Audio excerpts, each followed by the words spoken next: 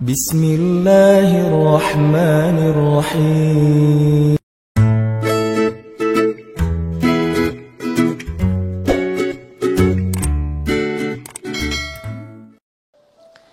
Benar-benar kita coba setiap hari belajar, teman-teman, belajar mencintai Nabi.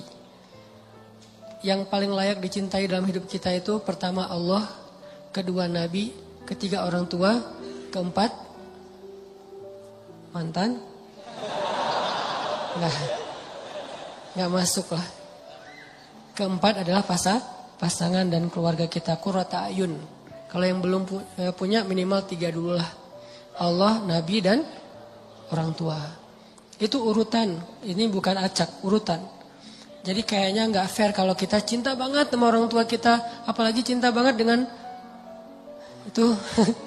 Tapi ke Allah Rasulnya tuh kayak nggak ada greget-gregetnya, biasa-biasa aja. Giliran nama dia disebutin, kita langsung kayak ha. Giliran nama Allah disebutin biasa aja, nggak ada rasa wajilat qulubuhum. Nah ini kayak nggak fair menurut saya. Belajar deh. Pelan-pelan dibangun itu, takjub sama Allah, ingat betapa baiknya Allah sama kita. Takjub sama Nabi, ingat betapa baiknya Nabi sama kita. Kalau saya sekarang membiasakan setiap, karena saya pengen respect banget sama Nabi semampu saya, kalau sholawat sama Nabi itu saya takzim, menghargai. Misalnya Allahumma sholli ala sayyidina, takzim banget. Kenapa? Sosok yang memang layak ditakzimin, gak usah kita. Malaikat aja takzim sama Nabi. Apa takzim teh? Kayak apa, hormat banget ya, respect banget. Malaikat aja respect banget sama Nabi Muhammad. Malaikat tuh sayang banget sama Nabi. Sampai Jibril tuh pas ngedampingin Nabi wafat, Nabi lagi sakaratul maut, Jibril buang muka.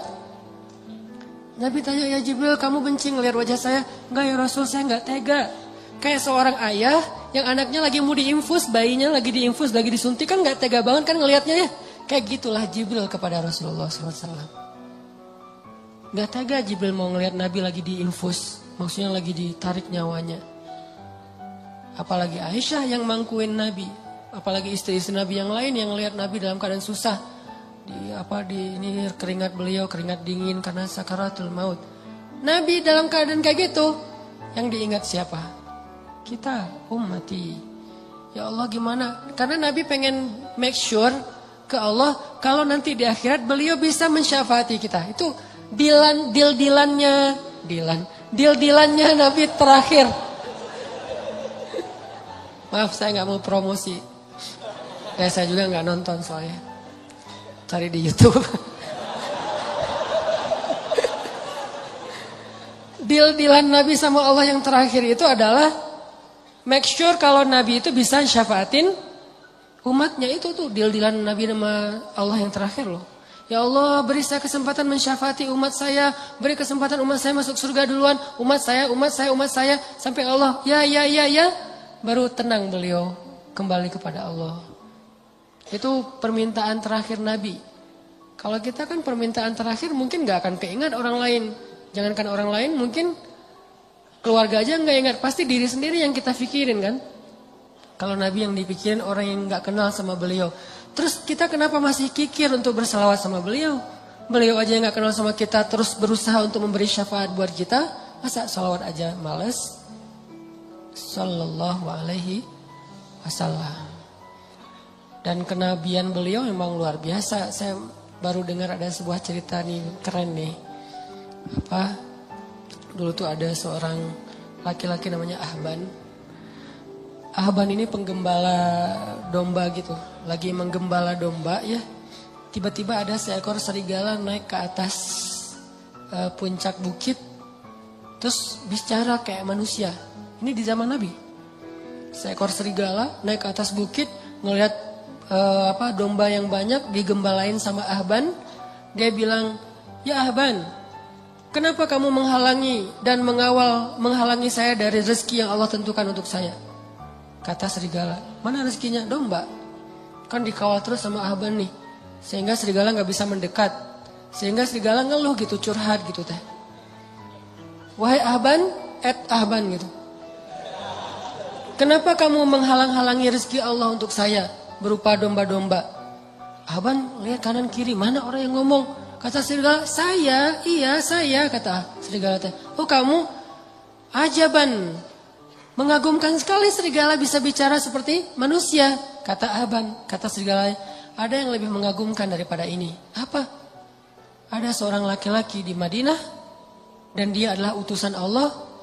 Dialah yang paling mengagumkan, lebih gempar daripada serigala bisa ngomong. Beneran. Nih Aban ini orang Madinah, dia nggak tahu tentang kenabian Rasulullah. Pulanglah dia ke kampungnya, nanya tentang Muhammad, tentang kenabian, datanglah kepada Rasulullah. Begitu Ahban bertemu dengan Rasulullah, Rasulullah tersenyum dan mengatakan, apa yang dikatakan serigala itu kepadamu, wahai Ahban? Dia makin kaget. Ya Muhammad, bagaimana kamu tahu tentang apa yang saya bicarakan dengan serigala? Allah Subhanahu wa taala yang Maha tahu segala sesuatu. Akhirnya asyhadu an la ilaha illallah wa annaka rasulullah. Banyak banget bukti-bukti kebesaran itu.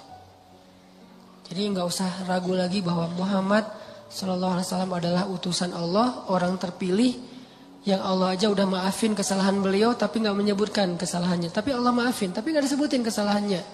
Saking mulianya Rasulullah sallallahu alaihi wasallam. Jadi teman-teman yang dirahmati Allah, mudah-mudahan walaupun ini disebut prolog, tapi ini juga bagian dari konten penting buat kita sadari. Syukuri nikmat berislam kita. Nikmat hidayah, taubat, hijrah kita. Nanti Allah akan tambahkan. Suasana keislaman itu adalah nikmat yang paling besar yang Allah berikan kepada hambanya. Ketika suatu negeri bisa berislam dengan nyaman, berarti negeri itu dapat nikmat yang paling besar yang pernah diberikan kepada manusia. Karena dikasih harta, belum tentu negeri itu nyaman. Buktinya beberapa negara maju yang kita lihat futuristik banget, angka bunuh dirinya tinggi. Bukan berarti nggak penting ya, penting. Cuman itu doang nggak cukup. Dikasih alam yang indah, kalau nggak bisa dikelola malah jadi musibah. Tapi kalau dikasih keislaman dan hidayah, maka Allah SWT akan cukupkan yang lain-lain. Harta akan diberkahi, alam akan diberkahi, sosialnya akan diberkahi. Semua jadi berkah gara-gara keislaman. Tapi kalau Islam dicabut, keberkahan itu juga akan hilang. Walaupun kita punya materi-materi itu. Sama kayak keluarga. Kalau keluarganya soleh, Allah cukupkan rezekinya. Allah bahagiakan hatinya. Allah sehatkan tubuhnya. Allah nyamankan suasana keluarganya. Tapi kalau orang dikasih harta doang tapi gak dikasih kesolehan di dalam keluarga itu, justru harta penyebab kekacauan di dalam keluarga itu. Syukuri nikmat berislam. Yang kedua, cintai Rasulullah Sallallahu Alaihi Wasallam. Semoga kelak di akhirat kita bisa benar-benar menatap wajah Nabi. Oh, ini yang namanya Rasulullah Muhammad. Pantesan kok seluruh dunia itu kagum kepada beliau. Tajdid, perbaharui. Kalau saya memperbaharuinya kadang-kadang selain dengan baca sirah, baca hadis. Karena iman kita kan lemah ya. Harus di charge itu bukan mingguan, bulanan, harian kayaknya. Kalau sahabat mingguan cukup, kita harian. Karena cepat banget dropnya. Kayak handphone udah rusak. Baru di charge udah ngedrop. Tadi siang baru di charge. Jam 2 siang, jam 1 di charge, jam 2 udah tinggal 5%. Nih handphone hati kita ini lagi ngedrop. Cas lagi. Salah satunya saya kadang-kadang ngecasnya lewat kayak nasyid-nasyid, lagu-lagu tentang keistimewaan Nabi, kayak Nabi itu tersenyum. Tadi sore pas lagi jalan ke sini di mobil dengerin tabassum atau tabassam. Nabi itu suka senyum. Kenapa kamu kok kerung? Bahasa liriknya teh. Nabi aja suka senyum. Mah kenapa tuh cebedut wae gitu ya. Oh ya udah, saya lagi di mobil tadinya gini. Nabi aja tersenyum. Itu mendoktrin loh, ke bawah loh. Makanya lagu itu penting juga ya. Jadi buat seniman-seniman, para musisi nih, saya support sebetulnya dengan bakat seni, musisi atau apa, selama itu didedikasikan buat hal-hal yang keren. Terus Nabi, laukana bainana, Nabi seandainya Nabi ada di tengah-tengah kita, itu benar-benar haru loh. Refresh. Kayak kita nge-refresh semangat dengan mantan lewat lagu-lagu melo kan ya. Begitu dengar backsound aja nggak usah lagu backsound sebuah booster tentang yang kayak gitu-gitu Tokyo Cinderella Story atau apalah kayak gitu-gitulah, saya nggak ngerti. Korea-Koreaan lah, Jepang-Jepanan. Kok jadi kayak ingat lagi yang dulu, terus tiba-tiba yang tadi kayaknya perasaan tadi asik-asik aja, tiba-tiba pas dengar lagu itu jadi kayak keinget lagi dia yang menyakiti hati kita 20 tahun yang lalu gitu. Masih diingat aja. Kenapa kok bisa ke refresh lagu kan? Dengerin deh lagu-lagu tentang Nabi biar kita jadi selawat-selawat tentang Nabi biar kita gak nge-refresh hati.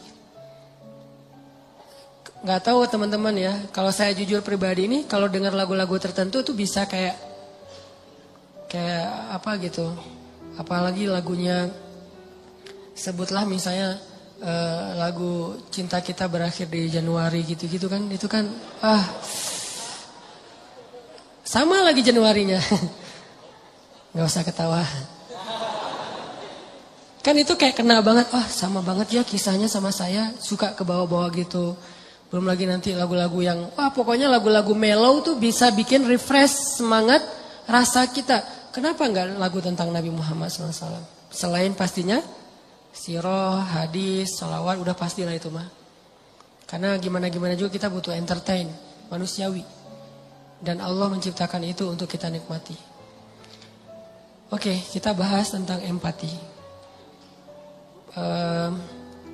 Buat saya, menurut saya nih, dalam bergaul kita terapin 2 standar sikap. Sikap kita ke orang sama sikap orang ke kita. Gimana cara kita merespon itu?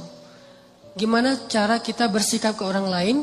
Gimana cara kita ngerespon sikap orang lain kepada kita? Itu 2 standar yang berbeda. Jangan disamain dan jangan dibalik. Kalau sikap kita ke orang, maka sikap yang paling baik kita tunjukkan itu adalah sikap empati. Dalam bahasa Arab itu disebut dengan ra'fah. Apa itu ra'fah? Pengertian. Ra'fah itu jaga perasaan. Ra'fah itu gak pengen ngerepotin. Ra'fah itu gak pengen nyakitin. Ra'fah itu gak pengen nyinggung. Ra'fah itu gak pengen ngebebanin. Mungkin salah satunya empati. Itu sikap kita ke orang lain. Ini yang diajarkan Nabi SAW kepada kita. Tapi kalau orang ke kita, sikap kita adalah syarhus sadar. Apa syarhus sadar? Lapang dada, legowo kalau kata orang Jawa. Syarhus sadar. Alam nasyrah laka sadrak. Kalau kita ke orang, ra'fah, jaga perasaan dia. Kalau orang ke kita, lapang dada. Jangan dibalik.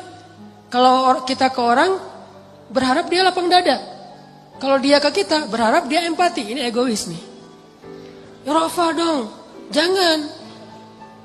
Kalau orang ke kita, jangan minta dia supaya ra'fah. Tapi minta supaya kita bisa berlapang dada terhadap kekurangan dia. Kan enak nih.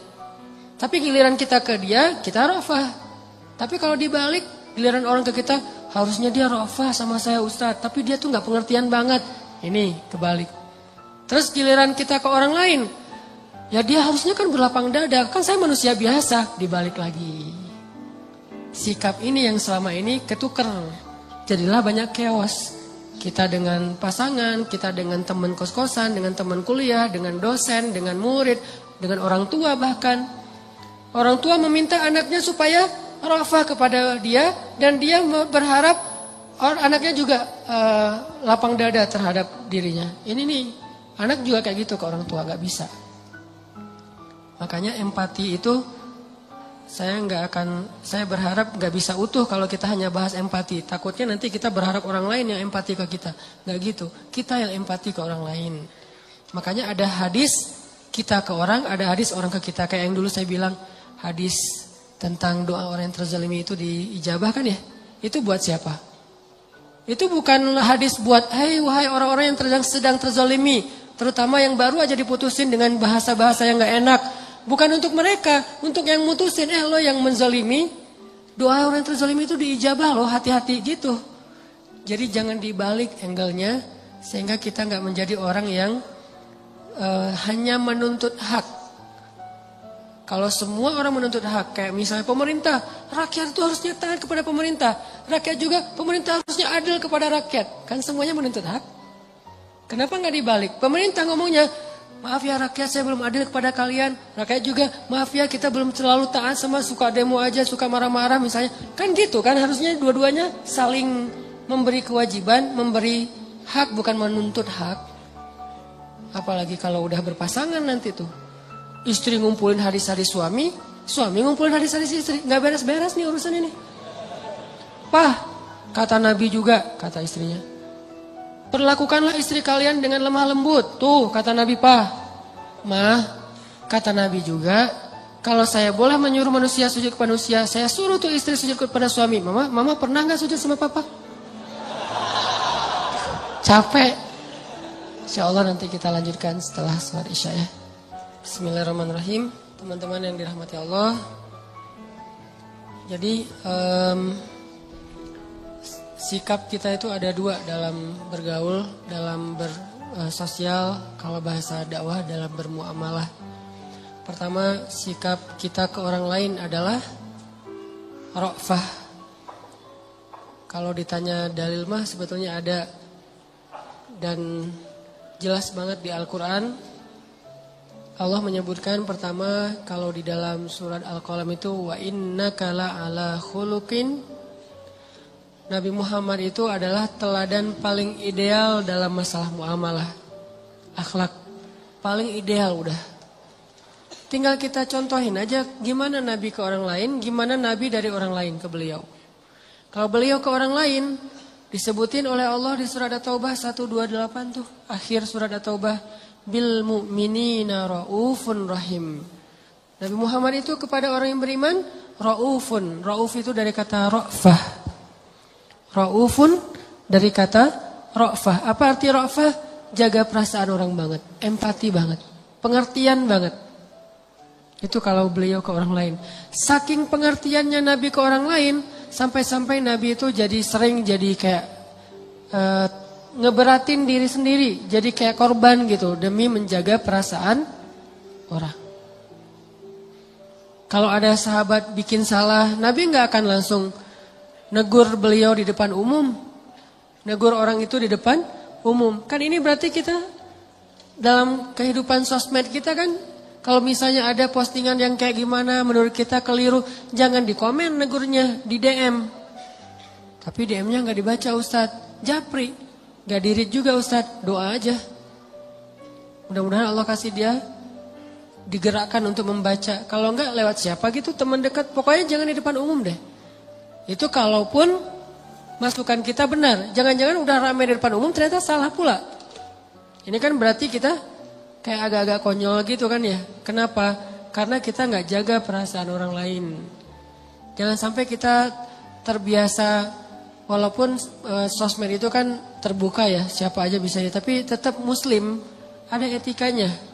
Jangan sampai kita terbiasa dengan sosmed yang terbuka, akhirnya bebas mau ngucapin apa aja, sampai kata-kata yang gak pantas juga keluar. Kayak tadi saya baru nge-delete beberapa komen dari postingan saya yang kemarin kan, yang masalah Dayakolot.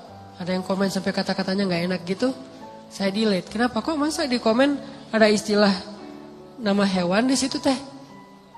Kan gak pas gitu. Terus ada yang istilahnya mencela apa segala macam. Ini kayaknya orang yang nggak ngerti lah, nggak tahu dari mana asalnya. Udah aja saya delete, sekalian orangnya di blok. Kenapa saya blok? Bukan benci sama orangnya, dia udah nggak benar cara bermedia sosial, dan ini nggak sehat buat yang lain. Ini harus dihentikan. Tapi saya nggak mau ngerespon yang kayak gitu-gitu, males. Jadi malah rame. Nah ini namanya empati, jaga perasaan, pengertian sama apa orang lain rasain. Tempatkan diri kita, kalau saya diginiin nyaman gak ya? Nah kayak gitu. Ra'fah bil mu'minina ra'ufun rahim. Sangat menjaga perasaan. Jangankan perasaan manusia, Nabi perasaan hewan aja dijaga loh. Perasaan hewan ya. Sampai ada hadis kalau di kitab Riyadhus Shalihin itu, larangan berbicara atau bercakap-cakap di atas kendaraan. Maksud kendaraan di situ hewan tunggangan. Dilarang dalam Islam itu dua orang laki-laki sambil naik di atas hewan tunggangannya, terus hewannya berdiri aja nganggur, kita ngobrol gitu. Nggak boleh dalam Islam. Kalau pengen ngobrol yang lama, apalagi ngopi-ngopi, udah aja turun dari hewan, biar hewan itu cari makan, istirahat dulu. Dia mungkin mau berebah atau ngapain gitu, ngelurusin kakinya apa capek kan. Iya mau apa dia pengen jong-jong juga, bukan kita doang yang pengen santai. Biarin dia istirahat. Jadi kita ngopi-ngopinya di bawah, jangan sampai ngopi-ngopi di atas, ngobrol terus nunjukin, oh ini ada masalah lagi training topik, tapi di atas hewannya kan bete di bawah. Ngapain sih kan lama-lama amat, gua juga pengen makan atau ngapain gitu. Itu ada hadisnya, saking Nabi ra'fah. Dengan hewan aja ra'fah. Dengan tumbuhan Nabi ra'fah. Kan dulu tuh Nabi kalau khutbah berdirinya di atas satu pohon korma nih. Kebenaran pohon kormanya kayak agak miring melintang gitu. Nabi berdiri di atas pohon korma untuk khutbah. Begitu kaum muslimin sudah mulai agak mampu nih, dibikinlah mimbar untuk Nabi. Yang sekarang di Raudhah tuh, dibikin mimbar. Sehingga Nabi khutbah tidak lagi berdiri di atas pohon korma. Maka pohon itu pun menangis. Nangis kayak anak bayi. Nabi, maaf, langsung turun dari mimbar, duduk lagi di atas pohon itu. Pohon itu diem. Manja banget kan pohon sama Nabi teh. Kira-kira istrinya gimana? Pohon aja gitu. Masya Allah ya sosok Nabi ya. Pohon aja pengen manja sama beliau, gimana istrinya? Kita, pohon aja malas didudukin sama kita. Malas banget. Kucing aja lari dari kita.